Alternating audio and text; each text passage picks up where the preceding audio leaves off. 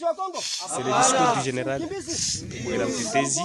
Nous passons au discours avant la guerre, avant l'attaque. Kosa ni yetu? Hapana.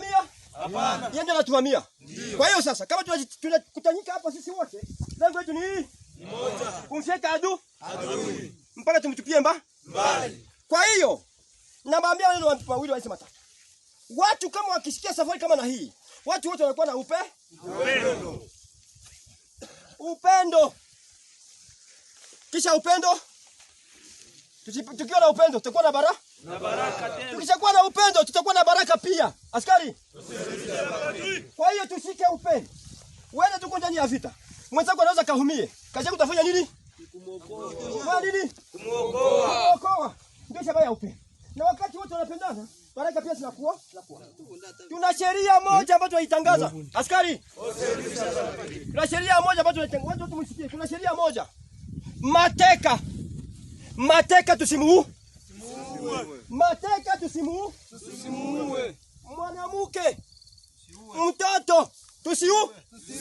Askari, mwanamke, mtoto, wewe soda, umkute mwanamke, mtoto, mkamate, leta kuongozi. Askari, ule sio mtu wa kuangamiza, ni kiumbe cha Mungu. Kina haki ya kuishi. Si ndivyo? Ndivyo. Eski wakati wazee wa Wanyarwanda wanafanya masiasa, wanamke wanakuwa kwa Wanyarwanda? Hapana. Watoto wanakuwa kako? Hapana. Wako nakosa? Hapana. Wako nakosa? Hapana. Kwa hiyo tusiangamize mtoto, tusiangamize mwanamke. Hata mwanaume kawa hana sirani rahia, mprotege, mkamate, mulete, nitakuwa ni rapport. Itaonyesha community international kwamba kazi tunafanya kazi ya nani, ya umoja, ni kazi ya haki. Askari, hiyo na watangazia nayo. Atakayeenda kombo ya mawazo haya atakuwa mpinzani wa uongozi.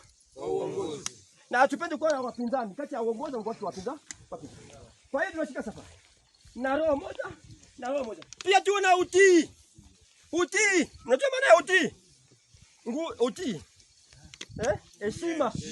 Wakati kiongozi wako amekuelekeza nenda fasi fulani, utakosa kwenda? Hapana. Utakosa kwenda? Hapana. Wakati kiongozi wako amekupanga wewe fasi fulani, utakosa kwenda? Hapana. Lazima ile utii. Kwa hiyo tushike utii, tushike adabu, tuwe na hekima, tusije tuwe na upendo na baraka. Mungu atatupatia baraka zote. Askari, Mungu atatupatia baraka zote. Askari, tunashukuru. Ilikuwa ni machache ambayo nipenda kuwatangazia katika parade hii ambayo tunaifanya. Na kila mtu ashike nafasi yake.